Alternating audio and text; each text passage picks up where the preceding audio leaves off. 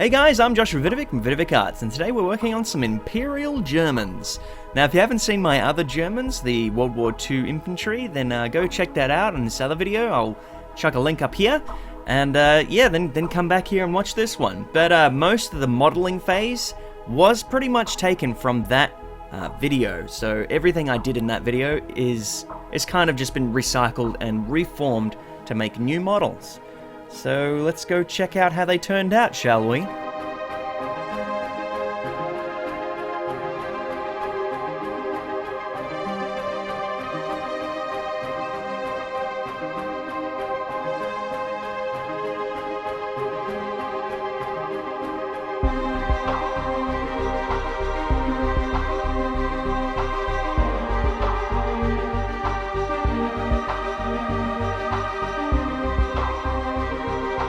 Now, because I modeled these already, pretty much most of this is just going to be painting. And when I came to painting these, it was a little difficult because I didn't know what kind of color scheme I wanted to go for. Now, I've already painted previous ones with a green and black helmet, and these guys have armor on them, so I thought maybe some more metallics and stuff would make them look different, and they definitely do, but they kind of came out a little bit more colorful than I first anticipated, so I changed it up a little bit at the end, so the end product isn't exactly what I ended up with. I did kind of tweak it a little bit, and then I just mass-produced them.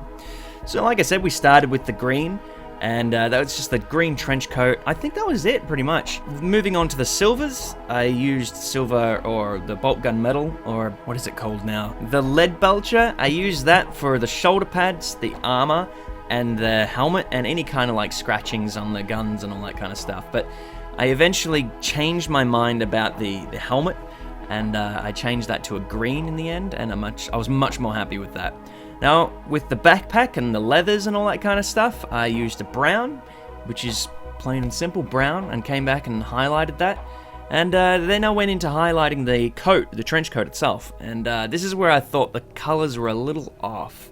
I think I put too much color into the highlights, and it kind of made it much brighter than I thought it would be, so I ended up dropping that down afterwards, off camera.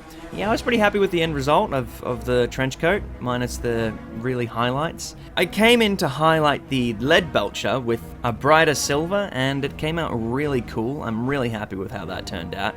As always, I love doing that. Lead belcher is a really dark gun metal, so it's really cool to have the scratches and stuff with a higher tone metal, and it just comes out really cool. So I decided to use a red on the sleeves, like little cuffs, and the shirt underneath his trench coat. But I decided afterwards that the red was way too much. He started to look like a Christmas character.